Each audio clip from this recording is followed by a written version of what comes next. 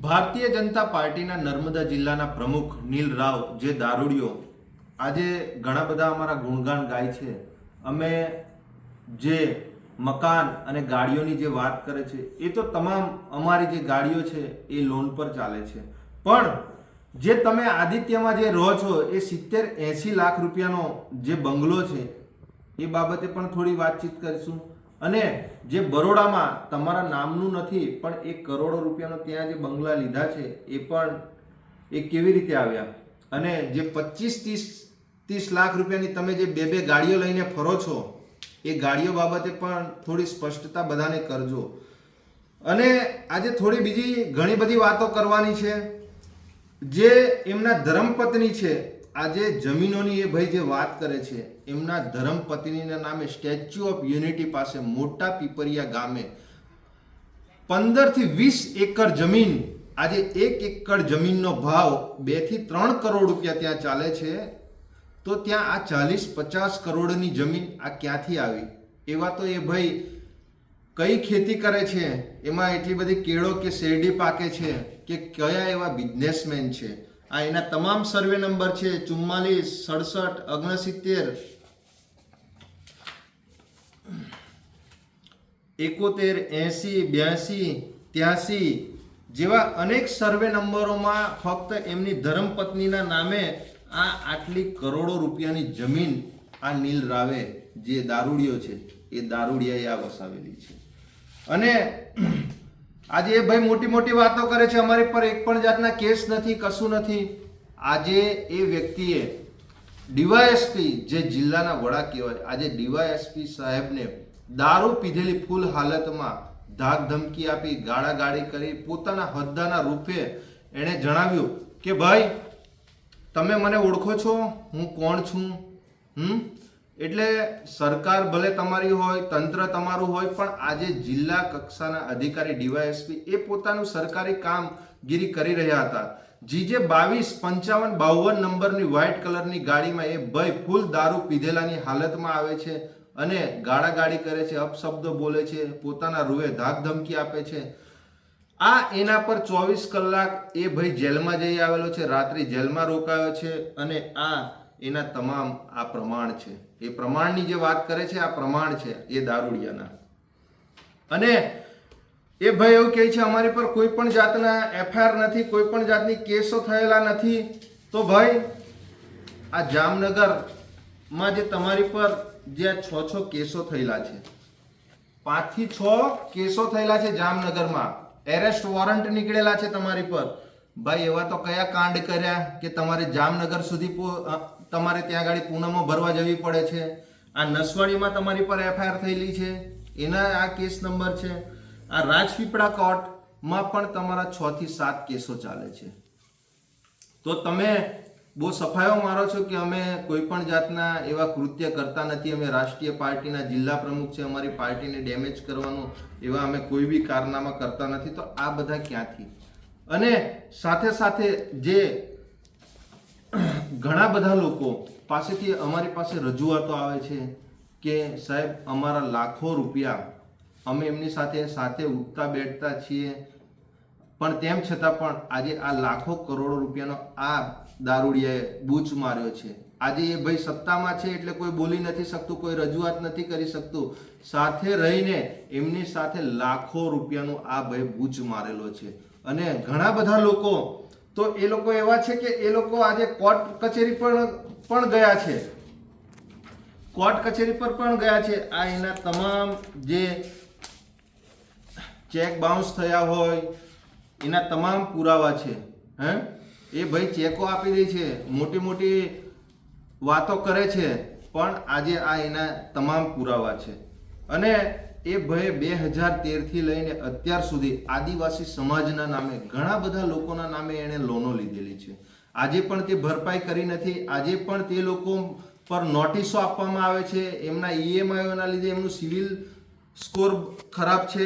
અને આજે પણ તે લોકો આજે કોર્ટ કચેરી અને પૂનમો આજે તે લોકો ભરી રહેલા છે. તો તેવા લોકોની પણ અમારી ઉપર રજૂઆતો આવે છે. આજે અનાજ ચોરની જે મોટી મોટી વાતો કરે છે ભાઈ તમારા ઘરમાં જ રેશન કાર્ડ ચાલે છે, પાટણા ગામમાં તમારા પરિવારમાંથી જ ચલાવે છે. આજે ત્યાંથી ઘણા બધા લોકોની અમારી પર રજૂઆતો આવે છે. ત્યાં ગાડી આજે તમે જે નાનપણથી મોટા થયા છો એ અનાજ ખાઈને જ તમે મોટા થયા છો. જે રેશન કાર્ડનું જે તમારા ત્યાં ચાલે છે એ અનાજ ખાઈને તમે મોટા થયા છો. એક રેશન કાર્ડમાંથી તમે 500 કિલો જે અનાજ ચોરી કરો છો, એમાં 500 રેશન કાર્ડમાંથી 200 થી 500 રેશન કાર્ડમાંથી તમે 500 કિલો દરેક વખતે તમે અનાજ ચોરી કરો છો અને અમારી પર આક્ષેપો મૂકો છો કે અનાજ ચોરીનો. અને સમાજની તમે વાત કરો છો. ભાઈ, તને તારા સમાજમાં જ તને કોઈ પૂછતું નથી, તારા સમાજમાં જ તારી કોઈ ઇજ્જત નથી. એટલા માટે તો અમારા સમાજની બેન દીકરીઓને તારે લાવીને તારે એની જોડે લગ્ન કરવા પડ્યા, કેમ કે તમારા સમાજમાં તમારી કોઈ ઇજ્જત જ નથી. અને તમે વાત કરો છો કે અમારી પર જે આક્ષેપબાજી કરો છો, આ ભાઈ મનસુખ વસાવાનો પોપટ છે, પોપટ બોલતો પોપટ. જેવી રીતે જે મનસુખભાઈ જેવી રીતે બોલે અને ભારતીય જનતા પાર્ટીનો જે પટ્ટો પહેરીને એ ભાઈ ફરે છે, બરાબર, પટ્ટો કાઢીને ખાલી બહાર આવે, માર્કેટમાં તને કોઈ 10 રૂપિયા આપવા રાજી નથી. આ તો ભારતીય જનતા પાર્ટીનો તું એ ખેસ પહેર્યો છે એટલા માટે લોકો તારી આગળ પાછળ ફરે છે. ખેસ કાઢીને ફર, તારા સમાજના તો શું, તારા આજુબાજુ વાળા પણ તને પૂછવા માટે તૈયાર નથી.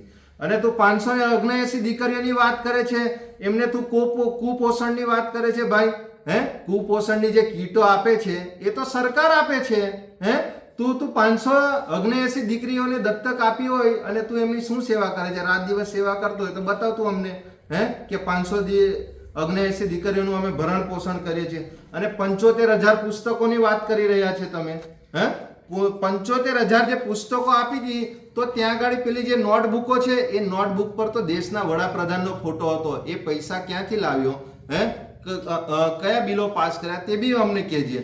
તું એક નંબરનો ખંડણી ચોર છે, બરાબર. લોકો પાસેથી પૈસા ઉઘરાવી લોકોનું લાખો રૂપિયાનું કરી અને આજે તારી પર કોર્ટ કચેરીમાં કેસો ચાલે છે, જામનગરમાં કેસો ચાલે છે. પોતે દારૂડિયો છે, અને મોટી મોટી વાતો કરે છે કે અમે આ પાર્ટીના એ છે એટલે અમને કોઈ બદનામ ના કરી શકે. ભાઈ, તું કેટલો દૂધે ધોવેલો છે તે બધા જ જાણે છે અહીંયા ગાડી. અને તારી પાસે આવક કરતા આટલી બધી સંપત્તિ કેવી રીતે આવી ભાઈ? એવા તો તારા બાપ દાદા એવા કઈ લાખો કરોડો રૂપિયા મૂકી ગયા હતા, તો આટલી બધી સંપત્તિ તું એ રાતોરાત આજે સ્ટેચ્યુની બિલકુલ બાજુમાં તું એ વસાવી લીધી. આટલી બધી સંપત્તિ આવી ક્યાંથી તારી પાસે? આ વ્યક્તિ ફક્ત ભારતીય જનતા પાર્ટીનો ખેસ પહેરીને પોતાના રાજકીય રોટલા શેકવાનો પ્રયત્ન કરે છે. એટલે ભારતીય જનતા પાર્ટીના નેતાઓ પણ ચેતી જાય અને જોઈ લે, આ વ્યક્તિ એક નંબરનો દારૂડિયો છે. અને એ વ્યક્તિ નું એવું મંતવ્ય છે કે ભાડ में જાય જનતા, અપના કામ બનતા. અને અમે પણ માનહાનિનો દાવો મૂકવાના છે આવનારા દિવસોમાં. એ વ્યક્તિએ જે અમારી પર આક્ષેપો કર્યા છે એ તમામ આક્ષેપો એને પૂરા સાથે એને રજૂ કરવા પડશે. આજે નિરંજન વસાવા કોઈ બુટલેગર નથી, કોઈ દારૂનો ધંધો એ કરતો નથી. એ અમારી પર જે બીજા ઘણા બધા આક્ષેપો મૂક્યા છે એ તમામ આક્ષેપોને અમે કોર્ટ કચેરી સુધી લઈ જઈશું અને એને માનહાનિનો દાવો મૂકશું. કેમ કે અમે રાષ્ટ્રીય પાર્ટીના આજે નર્મદા જિલ્લાના પ્રમુખ છીએ. એટલે અમારી ઉપર જે આક્ષેપો મૂક્યા છે એ આક્ષેપોને તમામ પુરાવા સાથે એ ભાઈ અમારી પર રજૂ કરવો પડશે.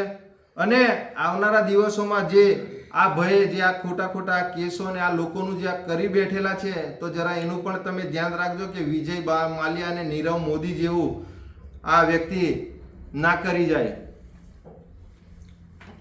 કેમ કે સત્તામાં બેસી અને ક્યાંક ને ક્યાંક સત્તાનો દુરુપયોગ કરી અને એ પોતાના રાજકીય રોટલા શેકી અને આ લાખો રૂપિયાનું એ આ કૌભાંડો કરી રહ્યો છે.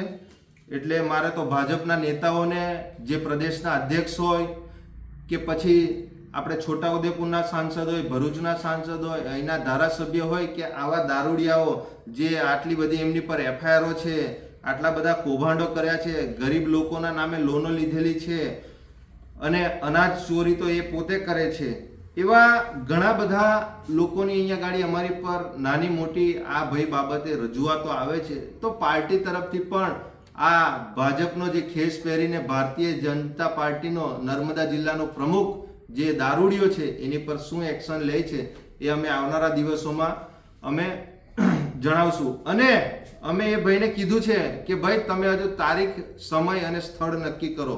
હજુ અમારી પાસે આના સિવાય પણ ઘણા બધા પુરાવા છે. આ અમે તમને ફક્ત સોશિયલ મીડિયાના માધ્યમથી આ અમે તમારી જોડે સ્પષ્ટતા કરીએ છીએ. હજુ તમે અમારી જોડે બેસશો એટલે આના કરતાં પણ ઘણા બધા પુરાવા અમારી સાથે, અમારી પાસે આ તમારા બધા ચિઠ્ઠા લઈને અમે અહીંયા ગાડી બેઠા છે. પણ જે દિવસે તમે અમારી સામે આવશો એટલે તે દિવસે અમે તમને આમને સામને આ બધા જ જે પ્રશ્નો છે અને બધી જ હજુ અમારે ઘણું બધું કહેવાનું છે એ બાબતે આવનારા દિવસોમાં તમારી જોડે સ્પષ્ટતા કરશું. નિરંજનભાઈ વસાવા, નર્મદા જિલ્લા પ્રમુખ.